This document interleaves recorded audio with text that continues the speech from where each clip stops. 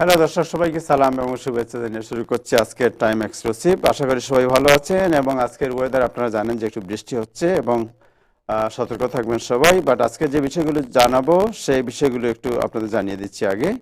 আজকে বিষয়ের মধ্যে আছে যে বার্ষিক ট্যাক্স বিধানে কি পরিবর্তন আসতে পারে বাইডেনের বাজেট ঘোষণায় বা বাজেট প্রস্তাবে, যে যে প্রস্তাবটি তিনি দিয়েছেন এই প্রস্তাবে আমাদের যে বার্ষিক বাজেট আমরা আমরা যে ট্যাক্স করি এই ট্যাক্সের মধ্যে কি পরিবর্তন আসতে পারে বা ট্যাক্সে আমরা কি সুবিধা পাবো এই বিষয়টি জানার চেষ্টা করবো আমরা। 5 থেকে 11 বছরীদের জন্য অবশেষে ফাইজারের টিকা অনুমোদন করেছে সিডিসি। এইটা আমরা আজকে আজকে ঘোষণা দিয়েছে, সিডিসি এটা ঘোষণা করেছে। বাইডেনের বাজেটে ইমিগ্রেশন সুবিধা পাবেন কারা, এই বিষয়টি জানবো আমরা। নিউ ইয়র্ক সিটি নির্বাচন, ডিস্ট্রিক্ট 32, সাউথ এশিয়ানদের জন্য কি করতে চান ফেলিসিয়া সিং। ওজন পার্ক এরিয়ায় ফেলিসিয়া সিং তিনি প্রাইমারিতে বিজয়ী হয়েছেন, সাউথ এশিয়ান। আমরা তার কাছে জানার চেষ্টা করব যে তিনি কি করতে চান আমাদের কমিউনিটির জন্য। নিউ ইয়র্ক সিটি স্কুল এনরোলমেন্টের স্থবিরতা, কারণ কি নিরাপত্তা নিশ্চিত করতে নিউ ইয়র্ক সিটি স্কুলে এবার লাগানো হচ্ছে মেটাল ডিটেক্টর। আপনারা জানেন যে গত একদিন আগে একজন ছাত্রকে ধরা হয়েছে অস্ত্র সহ স্কুলে। এটি অনেকের মধ্যে আতঙ্কের সৃষ্টি করেছে এবং new York city board of education তারা সিদ্ধান্ত নিয়েছে মেটাল ডিটেক্টর লাগাবেন এখন স্কুলে। এই বিষয়টি আজকে আমরা জানার চেষ্টা করব। আজকে অতিথি যারা আছেন তাদের মধ্যে থাকবেন ডক্টর মঞ্জুর মোর্শেদ, ফেলিসিয়া সিং, ইবান খান, আহাদ আলী সিপি এবং অ্যাটর্নি শেখ সেলিম। আমরা প্রথমে জানবো নিউজ আপডেট নাজমুল হাসানের কাছ থেকে। তার আগে যারা ফেসবুকে আছেন আশা করি অনুষ্ঠানটি আপনারা শেয়ার করবেন। আবার বলছি, অনুষ্ঠানটি শেয়ার করার জন্য যারা ফেসবুকে আছেন। আমরা যাচ্ছি নাজমুল হাসান আপনার কাছে আজকের দিনের আপডেট জানতে। শ্রোতাদের এবং সব প্যানেলিস্টদের আশা করি আপনারা সবাই ভালো আছেন। আমি একটু কাজে একটু ডিনারের দাওয়াত রক্ষা করতে চলে এসেছি, সময় মতো সেখান থেকে বের হতে পারিনি, সেজন্য সেখান থেকে আমি জয়েন করছি আপনাদের সাথে। আজকে যে বিশেষ যে বিষয়টি দিয়ে শুরু করি, আজকে অবশ্যই শুক্রবার 29শে অক্টোবর এবং প্রথম কথা যেটা বলতে চাই সেটি হচ্ছে যে আপনারা জানেন যেটা আমাদের বহুদিনের প্রতীক্ষিত ছিল যে শিশু কিশোরদের ভ্যাকসিন 5 to 11 ইয়ার, যেটা তাহের একটু আগে উল্লেখ করেছেন। আজকে এফডিএ চূড়ান্ত অনুমোদন দিয়েছে সেই ভ্যাকসিনটির ব্যাপারে, ইমার্জেন্সি অ্যাপ্রুভাল যেটাকে বলা হয়, এবং সেটি নিউ ইয়র্ক সিটিতে আগামী 48 ঘন্টার মধ্যে, new York city health commissioner আজকে ঘোষণা করেছেন যে আগামী 48 ঘন্টার মধ্যেই এটি নিউ ইয়র্ক সিটির বিভিন্ন সিটি পরিচালিত ভ্যাকসিন সাইট এবং ফার্মেসিগুলোতে পাওয়া যাবে। আপনারা আপনাদের সন্তানদের নিয়ে সেই ভ্যাকসিনটি দিতে পারবেন। এবং এটা আবারও বলে রাখি, এটি ফাইজার বায়োনটেকের ভ্যাকসিন। আগামী কয়েক সপ্তাহের মধ্যে হয়তো বা মডার্নার সেই 6 থেকে 11 বছর বয়স্কদের, ইনফ্যাক্ট 6 থেকে 12 তারা বলছে, বয়স্কদের জন্য ভ্যাকসিনটি পাওয়া যেতে পারে মডার্নার। এবং আপাতত এই দুইটি ভ্যাকসিনই আশা করা হচ্ছে আর শিশু কিশোরদের জন্য যুক্তরাষ্ট্রে, এবং যুক্তরাষ্ট্রে প্রায় 48 মিলিয়ন শিশু কিশোর আছে যারা এই ভ্যাকসিন নেওয়ার জন্য যোগ্য। এবং এদের মধ্যে একটা বড় অংশ অবশ্য বলা হচ্ছে ইতিমধ্যেই কোভিডে আক্রান্ত হয়ে সেরে উঠেছেন, তাদের ন্যাচারাল ইমিউনিটি এসে গিয়েছে, তা সত্ত্বেও তাদের বাবা মারা চাইলে তারা ভ্যাকসিন নিতে পারে না। এবং এই ভ্যাকসিনটি নিরাপদ।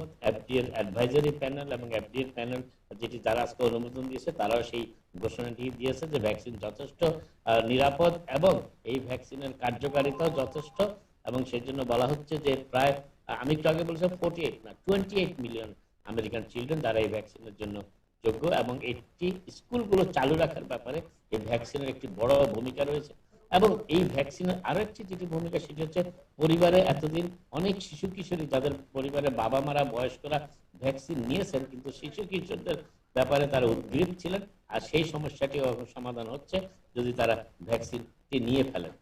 আরেকটি ব্যাপার হচ্ছে যে যুক্তরাষ্ট্রের আগেও এই ভ্যাকসিনগুলো কিন্তু এই শিশু কিশোরদের ভ্যাকসিন অন্যান্য দেশগুলিতে দেওয়া শুরু হয়েছে ইতিমধ্যে, তার মধ্যে রয়েছে চায়না এবং অনেকেই হয়তো ধারণাও করতে পারেন না সেটি হচ্ছে কিউবা। কিউবা কিন্তু 5 থেকে 11 বছর বয়স্কদের ভ্যাকসিন আরো অনেক আগে থেকে এই ভ্যাকসিন কার্যক্রম শুরু করেছে। এরপরে ইউনাইটেড আরব এমিরেটস তারাও এই শিশু কিশোরদের ভ্যাকসিন ইতিমধ্যেই দেওয়া শুরু করেছে, এরপরে এই যুক্তরাষ্ট্র শুরু করতে যাচ্ছে। এবং অন্যান্য স্টেটগুলোতে হয়তোবা আগামী কয়েক ঘন্টার মধ্যেই হয়তোবা ভ্যাকসিন শুরু হবে, যেটি ফাইজার বায়োনটেক আজকে ঘোষণা দিয়েছে যে তারা আগামীকাল শনিবারের মধ্যে বিভিন্ন স্টেটে এই ভ্যাকসিন পাঠানোর প্রক্রিয়া সম্পন্ন করেছে, তারা ভ্যাকসিন পৌঁছানোর ব্যবস্থা করেছে। আজকে ভ্যাকসিন ম্যান্ডেটের ব্যাপারে আর একটি সুখবর আসছে, সেটি হচ্ছে যুক্তরাষ্ট্রের সবথেকে উচ্চ আদালত যেটি সুপ্রিম কোর্ট আজকে এই ভ্যাকসিন ম্যান্ডেটের পক্ষে রায় দিয়েছে।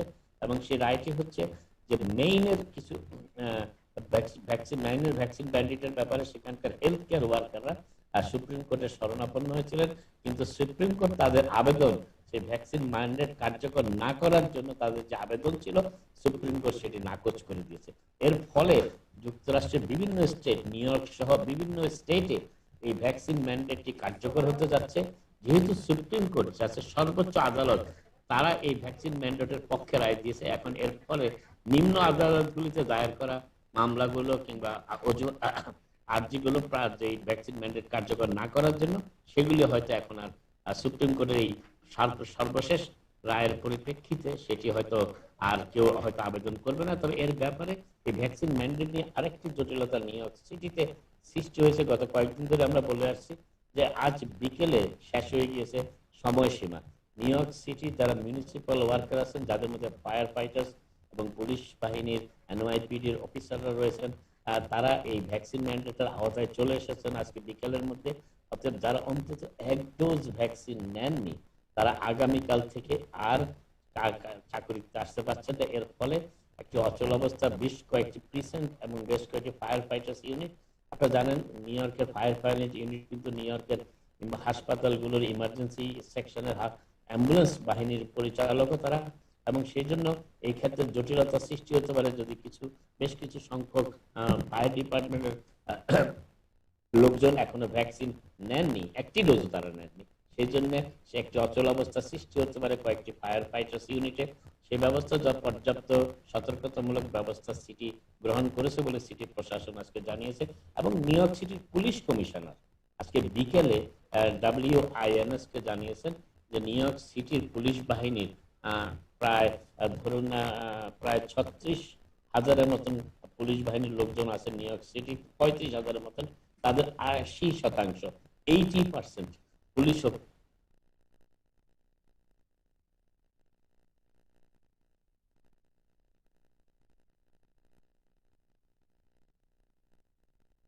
নাজমুল ভাই, আপনার ফিড আটকে গেছে, আপনি কি নেটওয়ার্কের মধ্যে আছেন?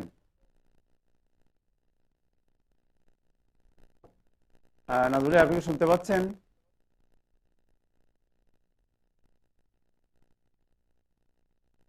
নাজমুল ভাই, আপনি আপনার ফিডটি আটকে আছে, আপনি কি শুনতে পাচ্ছেন? আমরা একটু, দর্শক আপনারা বিরক্ত হবেন না, একটু দেখি আমরা যে তার ফিডটা ঠিক আছে কিনা, তারপরে দরকারে আমরা আবার নতুন গেস্টকে আমরা ইনক্লুড করব, ওনাকে আবার নতুন করে জয়েন করতে বলবো। নাজমুল ভাই, আপনি কি শুনতে পাচ্ছেন? আমার মনে হয় নাজমুল ভাইয়ের ফিডটি একটু আটকে আছে। আমার মনে হয় যে আমরা যাই এর পরবর্তী গেস্টের কাছে, আমরা যাই ডক্টর মঞ্জুর মুর্শেদ, আপনার কাছে যাই, এরপরে আসবো ইভান আপনার কাছে। মঞ্জুর মুর্শেদ, দেখি নাজমুল ভাই আবার আসছে বোধ হয়। নাজমুল ভাই, আপনার ফিড আটকে গেছিল একদম। হ্যাঁ, ফিড আটকে গেছিল, আবার যেখান থেকে কমিউনিকেশনটা নিচ্ছিলাম সেটা একটু হাত থেকে সরে গেছিল। যাই হোক, টেকনোলজির ব্যাপার, আপনারা সত্যি ক্ষমা করবেন। যে পুলিশ বাহিনীর কথা যেটা বলছিলাম, যে আশঙ্কার কোনো কারণ নেই। প্রায় 80% পুলিশ বাহিনীর লোকজন ইতিমধ্যে ভ্যাকসিনেটেড হয়েছেন, এক ডোজ অন্তত। এবং পুলিশ কমিশনার আশ্বস্ত করেছেন নিউ ইয়র্কবাসীকে যে পুলিশ বাহিনী যে দায়িত্ব পালনে এই ক্ষেত্রে বাকি যে 20% এখনো রয়ে গেছে, তাদের বড় একটা অংশ আগামী দিন কয়েকের মধ্যে, সোমবারের মধ্যে সেটা নিয়ে ফেলবে। সেই জন্য আশঙ্কার কোনো কারণ নেই আপাতত, যিনি পুলিশ কমিশনার আজকে আশা প্রকাশ করেছেন। যুক্তরাষ্ট্রে কোভিড পরিস্থিতি ধীরে ধীরে উন্নতি হচ্ছে, খুব ধীরে। আমি বলেছি প্রতিদিনই গড়ে 1 থেকে 2% করে হ্রাস পাচ্ছে, কিন্তু গতকাল যে অবস্থাটি আমরা দেখেছি তাতে আগের দিনের তুলনায় সেটি খুব একটা কমেনি, প্রায় অলমোস্ট সেম ছিল সংক্রমণ। এবং গতকাল যেটি হিসাবটি আমরা পেয়েছি, সমগ্র যুক্তরাষ্ট্রে সংক্রমণের সংখ্যা ছিল কোভিড পজিটিভিটি 72,569, এবং গত 14 দিনে 2 সপ্তাহে সমগ্র যুক্তরাষ্ট্রে সংক্রমণ হ্রাস পেয়েছে 16%। মৃত্যুর সংখ্যা ছিল 1381 সমগ্র যুক্তরাষ্ট্রে, এবং এ পর্যন্ত 743,050 মানুষ প্রাণ হারিয়েছেন যুক্তরাষ্ট্রে কোভিড আক্রান্ত। এবং গত 14 দিনে মৃত্যুর হার কমেছে 13%, হসপিটালাইজেশন কমছে, হ্রাস পেয়েছে 18%। যদি কোভিডের পরিস্থিতি সমগ্র যুক্তরাষ্ট্রে এক নজরে বলতে হয়, তাহলে বলা যায় সংক্রমণ কমেছে 16%, 2 সপ্তাহে মৃত্যুর হার কমেছে 13% এবং হসপিটালাইজেশন কমেছে 18%। এই হচ্ছে যুক্তরাষ্ট্রের সামগ্রিক পরিস্থিতি। নিউ ইয়র্ক স্টেটের পরিস্থিতি বেশ ভালোর দিকে বলা যায়। কোভিড পরিস্থিতি 2.15% হচ্ছে পজিটিভ এখন ইনফেকশন রেটের ক্ষেত্রে। এবং গতকাল কিন্তু বিপুল সংখ্যক huge number 235,693 Covid test new York স্টেটে, এবং এতে পজিটিভ চিহ্নিত হয়েছেন 2.15%, এবং হসপিটালাইজেশন কমে গিয়ে 39 জন হসপিটালাইজেশন কমেছেন গতকালকে।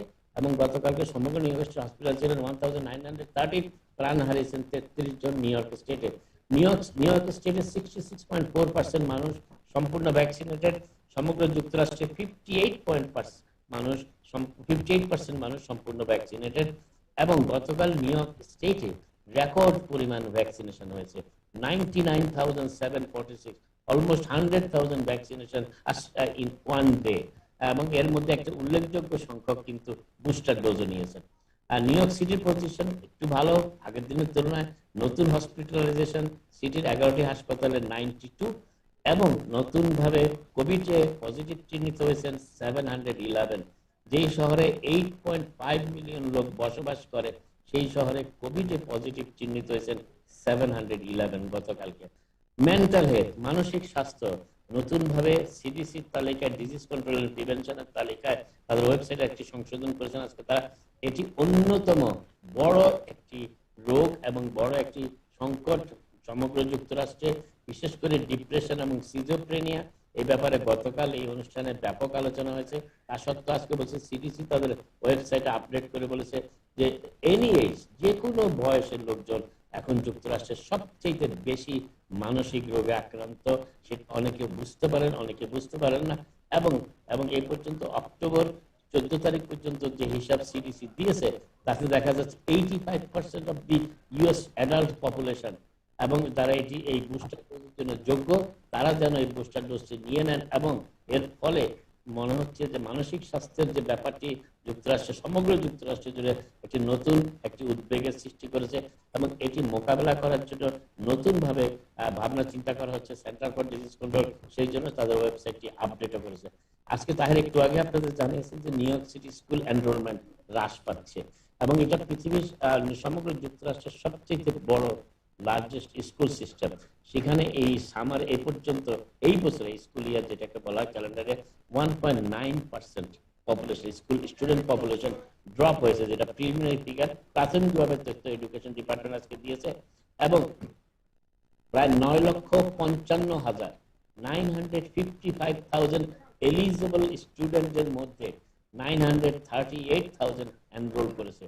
এবং এটি যারা কমেছে 64,000 স্টুডেন্ট তুলনামূলকভাবে কমেছে গতবারের তুলনায়। নিউ ইয়র্ক সিটির পাবলিক বিশ্বের সবচেয়ে বড় স্কুল, যুক্তরাষ্ট্রের সবচেয়ে বড় স্কুল সিস্টেম, বিশ্বের সবচেয়ে বড় স্কুল সিস্টেম হতে পারে। আজকে আনুষ্ঠানিকভাবে যে কথাটি আমরা বলেছিলাম গতকাল, আজকে আনুষ্ঠানিকভাবে নিউ ইয়র্ক স্টেটের attorney general Letitia James governor হোকুলের বিরুদ্ধে গভর্নর পদে প্রাইমারিতে লড়ার ঘোষণা দিয়েছেন। তিনি আনুষ্ঠানিক এই ঘোষণার পর বিশেষ করে সাবেক গভর্নর অ্যান্ড্রু কুমোর যে তদন্ত যৌন অসদাচরণের অভিযোগের ভিত্তিতে যে তদন্ত অ্যাটর্নি জেনারেল লেটিশিয়া জেমসের নেতৃত্বে করা হয়েছিল, আজকে সেই বিষয়টি আবার সামনে চলে এসেছে। এবং বিশেষ করে সাবেক গভর্নর কুমোর মুখপাত্র আজকে বলেছেন যে লেটিশিয়া জেমসের যে তদন্ত কাজটি ছিল সেটি সম্পূর্ণ রাজনৈতিক উদ্দেশ্য প্রণোদিত এবং তার রাজনৈতিক লোভ লালসার কারণে সেইভাবে করা হয়েছে তদন্তটি। এবং এতে যথেষ্টভাবে অন্যায়ভাবে গভর্নরকে দায়ী করা হয়েছে। তিনি নির্দোষ প্রমাণিত হবেন সে আশাবাদও তার আইনজীবী করেছেন।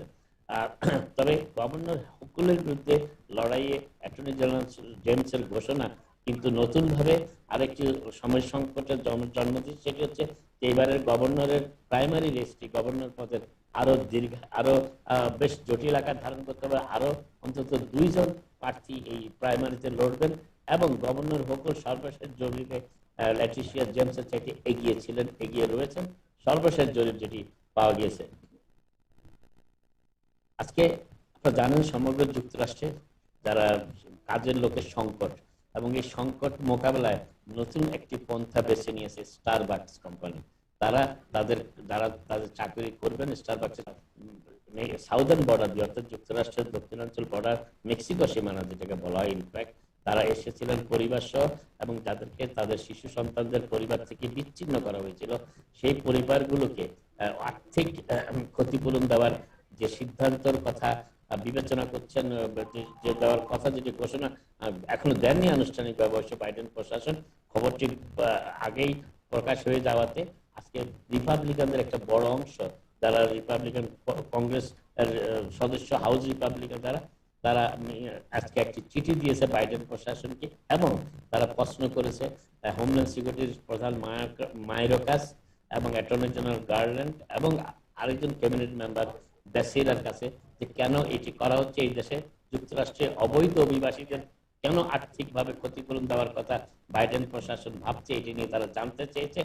এবং বিশেষ করে তারা বলেছে যে তারা জানতে পেরেছে যে প্রতিটি পরিবারকে প্রায় 4,65,000 পর্যন্ত ক্ষতিপূরণ দেয়া হতে পারে, যারা যাদের সন্তানদেরকে তাদের পরিবার থেকে বিচ্ছিন্ন করা হয়েছিল সেই পরিবারগুলো থেকে।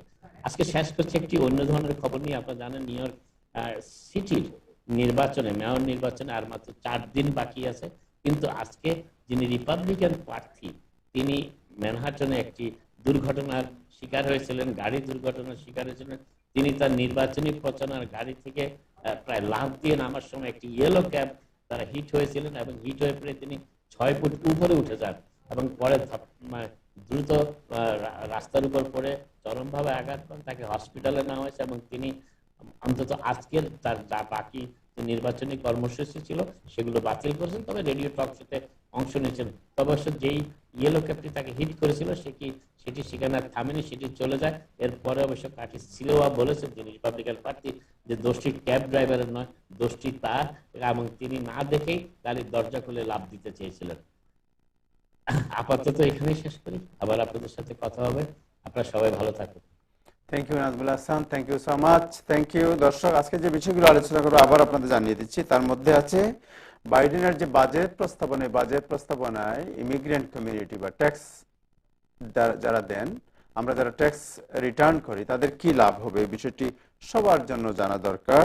আমরা জানবো বাইডেনের যে বাজেট যে প্রস্তাবনা, এই প্রস্তাবনায় ইমিগ্রেশনের কি সুবিধা হবে আমরা জানার চেষ্টা করব। নিউ ইয়র্ক সিটি নির্বাচনের ডিস্ট্রিক্ট 32-তে সাউথ এশিয়ানদের জন্য কি করতে চান ফেলিসিয়া সেঙ্গিনি, একজন নিজেও সাউথ এশিয়ান এবং প্রাইমারিতে উইন করেছেন তিনি।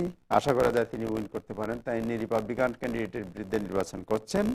এবং new York city school enrolment এবং নিরাপত্তা নিশ্চিত করতে যে মেটাল ডিটেক্টর লাগানো হচ্ছে, এই বিষয়টি আলোচনা করা হবে। আমাদের সাথে এখন আছেন ডক্টর মঞ্জুর মুর্শেদ। আমরা তার কাছে যাচ্ছি ফাইজার যে টিকা শিশুদের জন্য অনুমোদন করেছে সেটা জানতে, তারপরে যাবো আমরা ইবান খানের কাছে স্কুল সম্পর্কে জানতে। জি ডক্টর মঞ্জুর মুর্শেদ।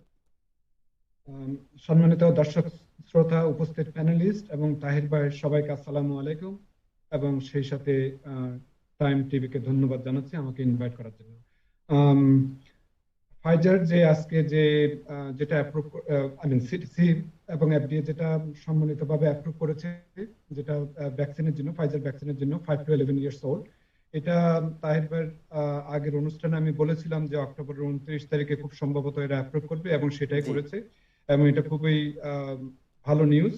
এই জন্য যে আপনারা জানেন যে 6.3 million child since pandemic Covid positive হয়েছে, এবং তার মধ্যে আপনার 1.1 million new case as of today. We have new cases among children. এবং এর মধ্যে আপনার আন্ডার এজ 18 691 জন মারা গেছেন, এবং যদি 5 to 11 ইয়ার্স ধরেন তার মধ্যে 146 মারা গেছেন বেসড অন সিডিসি গাইডলাইন। এবং সিন্স অগস্ট 2000 কোভিড রিলেটেড এর জন্য স্কুল বন্ধ হয়েছে। সুতরাং বুঝতে পারতেছেন যে এটা কেমন একটা অশান্তির মধ্যে ছিল আমাদের প্যারেন্টসেরা, যে বাচ্চাদের জন্য কখন এই ভ্যাকসিনটা হবে, কিভাবে স্কুলে যাবে। তো ভালো নিউজটা হচ্ছে যে বাচ্চাদের এমনিতেই ইমিউন সিস্টেম খুবই ভালো, এই জন্য যে কোভিডের ভ্যাকসিনটা দেওয়া হয় সাধারণত এটা 10 মাইক্রোগ্রামের ইনস্টেড অফ আপনার 30 মাইক্রোগ্রাম, যেটা টিনস এবং অ্যাডাল্টদের দেওয়া হয়। এবং আরেকটা ভালো নিউজ হচ্ছে যে যেমন অনেক সময় আমরা কোভিডের যেই ভ্যাকসিনটা দেওয়ার পরে যে ফিভার, চিলস, মাসেল একস এগুলো হয়ে থাকে সাধারণত এই 5 to 11 ইয়ার্স ওল্ডের বাচ্চাদের জন্য অনেক কম হয়ে থাকে। তো এটা খুবই ভালো নিউজ আর কি। আরেকটা জিনিস আমি বলতে চাই, এখন তো ফ্লু সিজন আসতেছে বা অন দ্য ওয়ে। এখন অনেকে হয়তো জিজ্ঞেস করতে পারেন যে ফ্লু ভ্যাকসিনটা একই সাথে দেওয়া যাবে কিনা। তবে সিডিসি বা এফডিএ বিশেষ করে 5 to 11 ইয়ার্স ওল্ডের ক্ষেত্রে সাধারণত এটা বলে না যে একসাথে দেওয়া যেতে পারে। তবে যেগুলো যাদের বয়স আপনার 18 ইয়ার্স ওল্ড কিংবা অ্যাডাল্ট, তাদের একসাথেও দেওয়া যেতে পারে। Thank you Manjur Murshed, thank you so much for your information. Thank you. আমরা যাচ্ছি ইবান খান আপনার কাছে। ইবান খান, কি হচ্ছে স্কুলে যে এনরোলমেন্ট কমে যাচ্ছে, স্কুলে অস্ত্র নিয়ে একজন ছাত্র ধরা পড়েছে এবং মেটাল ডিটেক্টর লাগানো হচ্ছে, হোয়াটস গোয়িং অন দেয়ার? যতটুকু আমার বিশ্বাস, এগুলো সব প্যান্ডেমিকের কারণে সবকিছু শুরু হয়েছে। তো শুরু করার আগে সবাইকে ধন্যবাদ জানাচ্ছি, সব প্যানেলিস্ট থেকে ভাইয়া আপনাদেরকে, সব জানতে বিষয় সবাইকে থ্যাংক ইউ সো মাচ। তো আমরা যেটা জানতে পারলাম আঙ্কেলের থেকে, যে আমাদের অলরেডি ধরেন 17,000 ছেলে মেয়ে কমে গেছে আমাদের এনরোলমেন্টে।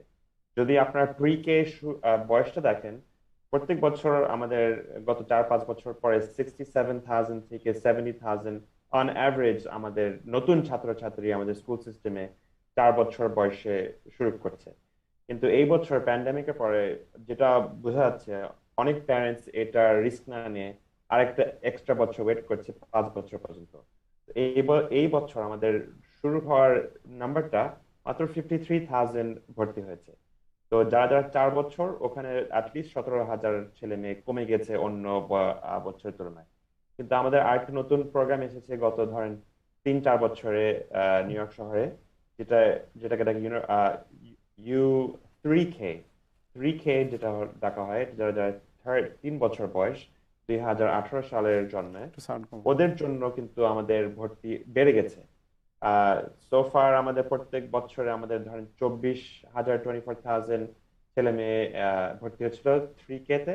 এই বছর দেখা যাচ্ছে যে সোফার অলরেডি 36,000 ছেলে মেয়ে ভর্তি হয়ে গেছে, এখানে 12,000 ছেলে মেয়ে বেড়ে গেছে। তো ওই দিক থেকে এক সাইড থেকে বাড়ছে যারা যারা খুব ইয়াং, আর যারা যারা 1 বছর বাকি আছে কিন্ডারগার্টেন শুরু হওয়া পর্যন্ত, ওরা হয়তো যেটা বললো আঙ্কেল সুন্দরভাবে বললেন, আমাদের ভ্যাকসিন যেটা, আর আর যখন বোঝা যাচ্ছে আগে আগে আর্লি স্টেজেস, যেটা আমাদের 10 মাইক্রোগ্রামস দেওয়াতে আমাদের বাচ্চাদের শিশুদের রিয়াকশনটা খুবই মিনিমাল। তো ওখান থেকে হয়তোবা আমরা আশা করতে পারি যে আমাদের ফিগার্স গুলা আরো নর্মাল পর্যন্ত ফিরে আসবে বাই দিস টাইম নেক্সট ইয়ার।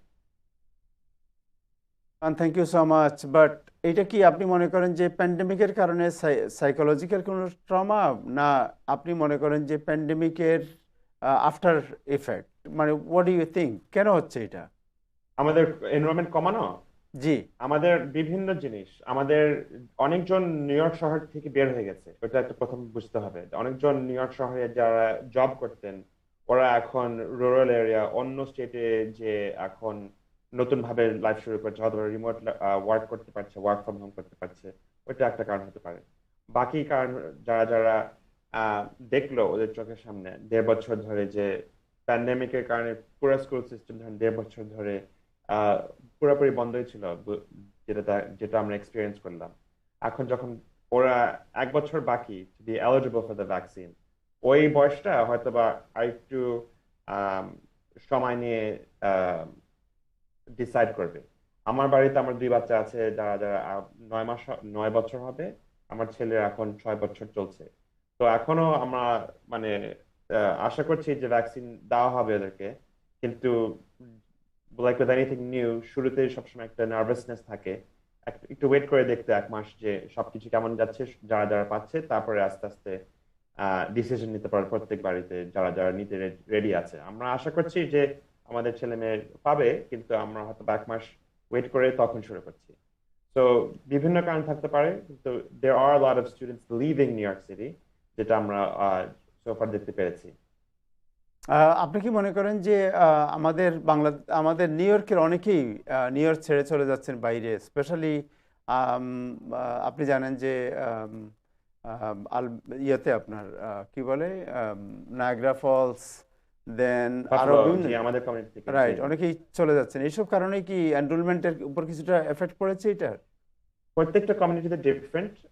যারা যারা আমাদের ওয়ার্কিং ওয়ার্কিং কমিউনিটি, ওদের জন্য যাদের কস্ট অফ লিভিং নিউ ইয়র্কে বেশি হয়ে গেছে, অনেকজন আমরা শুনছি আমাদের আত্মীয় স্বজন বাফলো থেকে শুরু করে সাউথ ফিলাডেলফিয়ার আশেপাশের জায়গায় মুভ করছেন, অথবা ডিট্রয়েট মিশিগানের দিকে চলে যাচ্ছেন। তারপর আমাদের আপার ইনকাম ফ্যামিলিও আছে যারা ওয়ার্ক ফ্রম হোম করতে সুবিধা। জি, তো এক সময় হয়তোবা বেশ আপার ইনকাম ব্র্যাকেটে ওরা, ট্যাক্স রাইট, ব্র্যাকেটে ওরা থাকছে, তো ওরাও ওই সাইড থেকেও যখন দেখছে নিউ ইয়র্ক শহরের বিভিন্ন চ্যালেঞ্জেস আছে, যদি এডুকেশনের হোক, ক্রাইমের হোক, ওরাও ওই কারণে অন্য 5 বরোজের বাইরে যে অন্য সিস্টেমে স্কুল শুরু করছে। হোয়াট আরেকজন about the public metal school detector হয়েও, ইন দ্য স্কুল? জি, মেটাল ডিটেক্টর স্কুলে লাগানো হচ্ছে, এটা সিদ্ধান্ত কি ফাইনাল হয়ে গেছে না? ওইটা মেটাল ডিটেক্টর এখন ওরা প্রত্যেকটা স্কুলে থাকবে না মেটাল ডিটেক্টর, কিন্তু কয়েকটা স্কুলে যখন আমাদের এই বছর 8টা ইনসিডেন্ট হয়েছে যে গানস ওয়েপন্স পাওয়া গেছে। ইউজুয়ালি এই এই সময়ের মধ্যে আরো কম, 3-4টা, কিন্তু এই বছর দেখছে যে এই মাত্র 2 ডে স্ট্রেচে 5 থেকে 8টা গান পেয়ে গেছে মাত্র 2 দিনের চেক করাতে। তো রাইট, এখন ওরা দেখছে যে মেটাল ডিটেক্টর কি দেওয়া ঠিক হবে নাকি ঠিক হবে না। যদি প্যারেন্টসদের অনেকজন আছে যে প্যারেন্টসরাই আশা করছে যে মেটাল ডিটেক্টর থাকলে তখন ওদের মেন্টাল মেন্টাল অ্যাঙ্গুইশটা হয়তো বা কমে যাচ্ছে, কিন্তু যদি ছাত্র ছাত্রীদেরকে জিজ্ঞেস করেন ওরা বলছে যে মেটাল ডিটেক্টর যতগুলো স্কুলে আছে ওদের ক্লাসে ঢোকাতে দেরি হয়ে যাচ্ছে, আর ওরা ফিল করছে না যে মেটাল ডিটেক্টর থাকাতে ওদের সেফটিটা বাড়ছে। তো হুম, হুম। প্যারেন্টসের একটা আশা, স্কুল সিস্টেমের ছাত্রছাত্রীদের একটা আশা। তো ওরা এখনো 30টা ক্যাম্পাসে, 30 ক্যাম্পাসেস এরা আনঅ্যানাউন্সিং রোটেটিং বেসিসে করছে, আর অলরেডি 80টা ক্যাম্পাসে মেটাল ডিটেক্টর আছে। তো এটা আহ, একটা পলিসি ফাইট। যারা যারা বিশ্বাস, এটা কি স্কুলের মধ্যে কি পুলিশ থাকা উচিত, এটা একটা প্রশ্ন। আর অনেকজন আছে যে বিশ্বাস করবে যে স্কুলের মধ্যে না থাকলেও স্কুলের আশেপাশে যখন স্কুল থেকে সাবওয়ে স্টেশন পর্যন্ত একটা করিডোর থাকে, ওখানে হয়তোবা পুলিশ বাড়ানো যায়, কিন্তু হয়তোবা স্কুলের ভিতরে দরকার নাও হতে পারে। তো এটা ব্যাক এন্ড ফোর্থ একটা পলিসি ডিবেট হবে আমাদের পুলিশ ডিপার্টমেন্ট আর আমাদের এডুকেশন ডিপার্টমেন্টের সাথে, মানে দুইটা ডিপার্টমেন্ট মিলে এখনো কোনো কিছু ফাইনালাইজ হয় না। Thank you so much Iban Khan. আমি যাচ্ছি Felicia Singh, are you there? Felicia, can you unmute your sound, please? Hello, Hello, hi, how are you? good, how are you? I'm okay, thank Okay, you. so thank you and welcome to the show, and how you are feeling about the campaign and the election. We are 4 days away from November 2nd, which is everyone's election, but in particular, the most competitive election is here in the 32nd City Council District, where I am running to flip the last Republican district in Queens. Yes, so you are from District 32nd, right? Okay, let me Yes, tell sir. let me tell our viewers in Bengali, and then I'll come to you. দর্শক, 32nd District 32nd হচ্ছে ওজন park and তার আশপাশের area, এবং এখানে প্রচুর বাংলাদেশি থাকেন। এই এলাকা থেকে ফেলিসিয়া সিং তিনি নির্বাচনে প্রতিদ্বন্দ্বিতা করছেন। তিনি উইন করেছেন ডেমোক্রেটিক প্রাইমারি থেকে, এবং 2 নভেম্বর ইলেকশন হবে, এবং সেই ইলেকশনে তিনি ডেমোক্রেটিক পার্টির প্রার্থী হিসাবে প্রতিদ্বন্দ্বিতা করছেন। তার সাথে একজন রিপাবলিকানও আছেন। এই জন্য আমরা তাকে আমাদের শোতে আজকে নিয়ে এসেছি যে তিনি সাউথ এশিয়ানদের জন্য কি করবেন, কি তার চিন্তা, এই বিষয়টি আমরা জানার চেষ্টা করব। আমরা আশা করি আপনার সাথে থাকবেন এবং শুনবেন তিনি কি বলেন। Felicia, we would like to know what you are thinking about your South Asian community, the constituent you are representing. Say that one more time. What you are thinking to help, how we can help the South Asian community, the community you are representing. So we have a beautiful and very active Bangladeshi community here in District 32, one that I really respect and love and admire. They have been my biggest supporters since the primary, and I'm so grateful to them. You know, we need support with children's programs, with program for our immigrants to learn English, to be able to have access to rent relief and affordability for housing. A lot of our small business owners are Bangladeshi. And so a lot of relief and support for our small business owners is something we need to be fighting for in City Hall, especially coming out of this pandemic. And then, of course, our schools need to be fully funded. We need programs like after school tutoring, college and career services. All of that will be able to help our community become more funded and bring more resources to our district.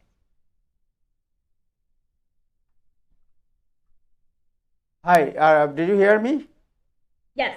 Okay, so you are facing the Republican challenger, and what is the difference between you and Republican challenger? So first, I'm a teacher. I've been a teacher for over a decade, where I served the United States in China, where I taught abroad in India, Thailand. I taught here in New York City and Long Island, so I have a very diverse teaching background, specifically in teaching English and teaching children with disabilities. And we need more teachers in City Hall. Teachers really look at our policy and they build it with our families in mind, with our children in mind. That's so important for the future of our city. The second is I'm a daughter of working class immigrants. Our immigrant stories are still very, very much impacted by the way that our policy is built here in New York City. We want to make sure our immigrants in New York City are protected, especially our most working class communities. They are the ones who serve New York City the most. As a daughter of a taxi driver, we know taxi drivers right now are in their hunger strike. They have been outside 24/7 for weeks and have just started their hunger strike as well. It's been incredibly difficult. Relief like this is needed. And in order for that to really happen, we need people in City Hall who understand the immigrant and working class experience. That's what I would be bringing to the table. I have plans for everything: infrastructure, healthcare, education, community safety. You name it, we've got a plan. And you can read it at felicia2021.com in Bangla, in Spanish, and in English. My opponent is a career politician. She has been running for office since 1996. She's been running for every assembly, city council, borough president, city council again, and she has never won an election. She is someone who does not support the immigrant community. She's never been to Ozone Park outside of going to our mosques to take a picture and leave. She doesn't know about our experience as South Asians, as our experience of working class people. She's also is the head of the Queens Republican Party. She has kept an insurrectionist who participated in the January 6th Capitol riot in power in Queens. She has the power to remove him from this position as a district leader, but she has not chosen to do so. Her values do not align with our community. We do not want another Trump in city council. We do not want another Trump in this city. And we need to do everything we can to vote on the Democratic ticket come November 2nd. Okay, could you please tell us about your background? I mean, your family background. I mean, your family came from where, so people can understand better. And what about your background as well? So my father is from Punjab, India. He has been a taxi driver for about 35 years now. He is still driving his taxi, although we lost our medallion because of the crisis and the city's negligence and predatory lending. I've been a huge advocate for taxi drivers as a daughter of a taxi driver for many years now. I used to attend Taxi Worker Alliance meetings with my father. And my mom is from Guyana. She is Muslim, and she is a school bus matron. So she helps take children with disabilities to and from school. Oh, okay. So your father is from Punjab, India. He's a Sikh. Yes. He's a Sikh, and your mother is a Muslim. So it's a very diverse culture grow up, right? How you are related with Bengali community? Do you understand their culture as well, a little bit? A little bit. Okay. As you know, the Bengali community, it's been a long time there. I mean, there is a couple of demands like halal food, Eid, holiday, and then also Diwali and other stuff. The Hindu community as well we have. What is your position on that? So for me, number one, what's really important here is I have the background of being Sikh, of being Muslim, of knowing and understanding the Bangladeshi community through my relationship with folks like Rakshana Ali, and so many other dignitary people in our community who are leaders. And then I also have a relationship with our Punjabi community, and that has really taught me about the importance of Diwali as a school holiday, making sure all of our schools have halal food. This should not be a difficult task for the city. If we really want to take care of our communities, then we should be able to cater to their holidays and the way and cultural needs as well. This is why being in city council is so important, because we could have 3 South Asians total in city council. It would be Shahana Hanif in Brooklyn, Shekhar Krishnan in Jackson Heights, and of course, Felicia Singh in District 32, inshallah. Thank you. Do you have any message? You have 30 seconds. Do you have any message for Bengali community, your voters? I am so grateful to all of you for your support in my run for office. You are my family. You are my first supporters in my run as a Democratic nominee. And now we need you to show up on November 2nd. Please vote. Please vote Democrat. Bring your friends, your family. Every vote will count in order to flip this district blue. Thank you. Can you just tell briefly about your constituent? What is the map of the constituent? Say that again. What is your constituent map of the constituent? Like Ozone Park, which area? Yes. So District 32 starts at Woodhaven Forest Park, Myrtle Avenue. It goes all the way down to all of Ozone Park, from Drew Street, 101 Avenue to South Ozone Park, up to 116th Street and Rockaway Boulevard, all the way down to Howard Beach, to South Richmond Hill, Liberty Avenue and 108th Street, to Linden Boulevard, Centerville. We have Rockaway, all of the Rockaway Peninsula from Beach 73rd, all the way down to Breezy Point. Thank you so much. Thank you, Felicia. Wish you all the best. Thank you so much for your time. I know you are busy, very busy right now because of your campaign, but thank you. Thank you again. দর্শক আমাদের সাথে যুক্ত হয়েছেন attorney Sheikh Selim আপনার কাছে যাচ্ছি to know about the Biden proposal. আপনি জানেন যে বাইডেন তার যে বাজেট প্রপোজাল দিয়েছেন সেখানে বলা হচ্ছে যে প্রায় $1 বিলিয়ন তিনি রেখেছেন যে ইমিগ্রেশন বেনিফিট যারা নিতে চায় তাদের প্রসেসকে এক্সপায়ারাইড করার জন্য। একটু ব্রিফলি বলবেন যে আসলে ব্যাপারটা কি? এই যে বিলে আছে বাজেট রিকনসিলিয়েশন বিলে, সেখানে ইমিগ্রেশন বাজেটের জন্য একটা অ্যালোকেশন আছে, যেটা আপনি বললেন অ্যামাউন্টটা। এইটা হচ্ছে যে ইমিগ্রেশন যে স্লো প্রসেস আছে, জি, ইমিগ্রেশনের বিভিন্ন অ্যাপ্লিকেশন যেখানে 3 মাস লাগার কথা সেখানে লাগছে অনেকটা 1 থেকে 2 বছর 3 বছর, যেখানে লাগার কথা 4 মাস সেখানে লাগছে 2 বছরে। বিভিন্ন ধরনের অ্যাপ্লিকেশন, যেসব অ্যাপ্লিকেশন আগে 30 দিনে 90 দিনের ভিতরে অ্যাডজুডিকেট করা হতো, অর্থাৎ সম্পন্ন করা হতো প্রসেসিংটা, সেটা লাগছে 6, 7, 8 মাস, 9 মাস। এটা টোটাল একটা ব্যাকলগ সৃষ্টি হয়েছে এবং ব্যাকলগের মাধ্যমে ইমিগ্রেশন প্রসেসটা একটা অচল অবস্থার ভিতর দিয়ে যাচ্ছে। এখন এইটাকে গতিশীল করার জন্য বা এই ব্যাকলগকে ত্বরান্বিত করে কারেন্ট পর্যায়ে বা চলমান পর্যায়ে সহনীয় পর্যায়ে আনার জন্য এই বাজেটে এই অ্যালোকেশনটা দেওয়া হচ্ছে। আশা করি এটা পাস হবে। পাস হলে এইটা ইমিগ্রেশন USCIS টোটাল ইমিগ্রেশন সার্ভিসে এই বাজেটটা এখানে অ্যালোকেট করে এই সমস্ত কাজে গতিশীলতা আনয়ন করা, এবং যাতে বেনিফিট, যেমন কেউ যদি অ্যাডজাস্টমেন্ট আর গ্রিন কার্ডের জন্য অ্যাপ্লাই করে, যেটা রেগুলেশন অনুযায়ী আজকেও সেই রেগুলেশন চেঞ্জ হয় না, এটা 4 মাসের ভিতরে সম্পন্ন হওয়ার কথা, কিন্তু এখানে 2 বছর 2.5 বছর লেগে যাচ্ছে অনেকের। 1 থেকে 1-এর অধিক উপরে 8 মাসের থেকে 2 বছর 2.5 বছর লেগে যাচ্ছে। কিন্তু এই ধীরতা বা ধীর স্থিরতা, এইটা একটা অচল অবস্থা, এবং মানুষের ইমিগ্রান্ট কমিউনিটি যারা অ্যাপ্লিক্যান্ট, জি, তাদের পারিবারিক জীবনে দুঃসহনীয় অসহিষ্ণুতা বলেন, কষ্টকাঠিন্য বলেন, অনেকটা সাফারিং বা তারা কষ্টকাঠিন্যের সম্মুখীন হচ্ছে।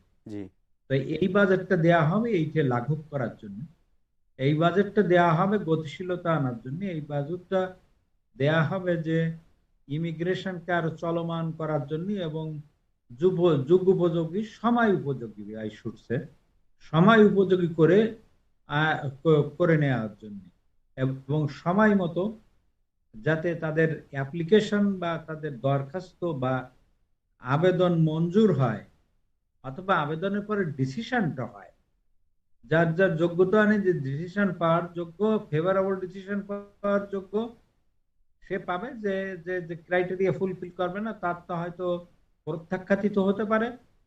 তো এই গতিশীলতা আনার জন্য, একটা দফা রফা শীঘ্রই শেষ করার জন্য এই বাজেট আনা হচ্ছে, এই বাজেটে এইটা রাখা হচ্ছে। তো আশা করি এটা পাস হবে এবং ইমিগ্রেশন প্রক্রিয়ায় এবং যেগুলো সমস্ত অ্যাপ্লিকেশন দরখাস্ত প্রক্রিয়াধীন আছে সেগুলো সম্পন্ন করা হবে, প্রসেস করা হবে এবং সম্পন্ন করা হবে। তা এই জন্যই এই বাজেটে এইটা আছে, এটা আশাব্যঞ্জক ঘটনা। যদিও এই বাজেটে এই আইনে ইমিগ্রেশন রিফর্মের কোনো এক্সট্রা বেনিফিট ক্রিয়েট করার কোনো প্রভিশন নাই, সেটা বাজেট কমিটিতে বাদ দেওয়া হয়েছে। কিন্তু এই প্রভিশন আছে যেটা ইন্টায়ারলি within the budgetary jurisdiction of the government, এবং এটা পারফেক্ট বাজেট বিলের ভিতরেই পড়ে। এই জন্য এটা আছে, এটা সিম্পল মেজরিটি দিয়ে পাস করা যাবে, যেটা ডেমোক্রাটদের বোথ হাউসে কন্ট্রোল আছে। তো প্রেসিডেন্ট তো আছে, এটা পাস হওয়ার সম্ভাবনা রয়েছে। এবং ডেমোক্রেটিক পার্টির ভিতরে দুই একজনের ভিতরে যে দ্বিমত আসে, সেই দ্বিমতকে লাঘব করে তারা এটা পাস করার চেষ্টা করছে, আইনে পরিণত করে ফাইনাল বিল, চূড়ান্ত বিল তুলে এটা পুরোনো আইনে পরিণত করার প্রক্রিয়াধীন রয়েছে আপাতত। তো আমি মনে করি এটা পাস হওয়ার সম্ভাবনা, এবং আমরা আশা করবো যে এটা pass. G, anything else, any other news of immigration আপনি কিছু বলতে চান? ইট মিনস এ লট ইমিগ্রেশনের জন্য। জি, এক হচ্ছে যে একটা গতিশীলতা পাবে, এক হচ্ছে প্রক্রিয়াধীন অ্যাপ্লিকেশন গুলো অ্যাডজুডিকেটেড হবে, নতুন অফিসার নিয়োগ হবে, মানুষের অনেক দুঃখ লাঘব হবে, কষ্ট লাঘব হবে, অপেক্ষার প্রহার শেষ হবে। জি, সেইটাই আর তাই ছাড়া আর এইটাই হবে real impact on the ground. Thank you so much, thank you attorney Sheikh Selim, thank you so much for your You're time. আমরা যাচ্ছি জনাব আহাদ আলী সিপি আপনার কাছে। আহাদ আলী সিপি, আপনার কাছে জানতে চাই যে বাইডেনের যে বাজেট প্রপোজাল, এই বাজেট প্রপোজালে ট্যাক্স, যে আমরা এখন নর্মাল যে প্রক্রিয়া ট্যাক্স দেই, এই ট্যাক্সে কোনো পরিবর্তন আসবে কিনা, আর যারা ট্যাক্স পেয়ারার, যারা ট্যাক্স পে করেন, তাদের জীবনে কোনো ইম্প্যাক্ট হবে কিনা এটা নিয়ে? ধন্যবাদ তাহের ভাই। হ্যাঁ, এই যে বর্তমানে যে কংগ্রেসে যে বাইডেনের build back better budget reconciliation bill যেটা আলোচনা চলতেছে, অলমোস্ট ডেমোক্র্যাটরাও ওইটা নিয়ে মানে ফাইনাল স্টেজে চলে আসছে। তো সেইটার মধ্যে আপনারা জানেন যে কিছু কিছু বেনিফিট যেগুলি ইন্ট্রোডিউস করতেছে নতুন, সাচ অ্যাজ আপনার 3K 4K ফর অল, এগুলির মানে কিভাবে tax, there is going to be some changes to tax law যে এগুলি প্রোগ্রামের জন্য পে করার জন্য, এবং কিছু বেনিফিট ও ট্যাক্সের মধ্যে এগুলো ইনক্লুড করেছে, সেগুলি আমি একটু ইনক্লুড করতে চাচ্ছি। মেইনলি হচ্ছে যে চাইল্ড ট্যাক্স ক্রেডিট, যেটা 3600 যারা 5 বছর অথবা নিচে, অথবা 3000 ওভার 5 years, সেইটা আমরা আগে জানতাম শুধু এই বছর 2021 এর জন্য, কিন্তু এই নতুন এই বিলের মধ্যে আগামী বছর 1 বছর সেটা এক্সটেন্ড করেছে। সো এটা গুড নিউজ ফর আমাদের লো ইনকাম, মিডল ইনকাম, আমাদের বাংলাদেশি কমিউনিটির জন্য ভেরি গুড নিউজ। সো আগামী বছর আপনারা $3600 for young children 5 and under and 3000 for 5 and over. So সেটা হচ্ছে চাইল্ড ট্যাক্স ক্রেডিটের যে রেডি আপগ্রেড যেটা করেছে, এবং তারপরে চাইল্ড ট্যাক্স ক্রেডিট যেটা, ওইটা ফুলি রিফান্ডেবল করে ফেলছে। তার মানে পার্মানেন্টলি রিফান্ডেবল। ওইটা আগে ছিল যে পার্শাল রিফান্ডেবল এবং পার্শাল একটা ট্যাক্স ক্রেডিট হিসাবে আপনি পেতেন। তার মানে কি, আপনি যদি আগামীতে যদি ইনকাম আপনার যদি মানে কোনো ইনকাম থাকেই না, বাট আপনার চাইল্ড থাকে, তা আপনি স্টিল এই রিফান্ডটা ফুলি রিফান্ডেবল, মানে আপনি কোনো ট্যাক্স নাও করলে আপনি এই ক্রেডিটটা আপনাকে পুরাটা দিয়ে দিবে। তো সেই সময় এটা ক্রেডিট 2000 থাকবে, কেন শুধু 1 বছরের জন্য ওরা ইনক্রিজটা দিচ্ছে, তারপরে back to normal child tax credit যেটা ছিল আগে। সো এটা হচ্ছে actually I think is a big deal Big for news, low and yes. middle income family members. তারপরে এই বাজেট রিকনসিলিয়েশন বিলে আপনারা জানেন ক্লাইমেট নিয়ে খুব বেশি একটা বাইডেনের এজেন্ডাতে যে আমাদের যে রাইট নাও ক্লাইমেট চেঞ্জ নিয়ে ওইটা কিভাবে স্লো ইট ডাউন কিভাবে or রিডিউস মানে গ্রিনহাউস গ্যাস এমিশনস। তো সেটার জন্য ইলেকট্রিক ভেহিকেলের জন্য ও একটা ট্যাক্স ক্রেডিট দিচ্ছে। সেটা আমরা জানতে পারছি যে $12,500 ইলেকট্রিক ভেহিকল ক্রেডিট। তো আপনি যদি একটা ইলেকট্রিক ভেহিকল কিনেন, কিন্তু সেটার একটা রিকোয়ারমেন্ট আছে, সেটা হচ্ছে যে এটা ইউএস মেড এবং union made, so has to be American made electric vehicle.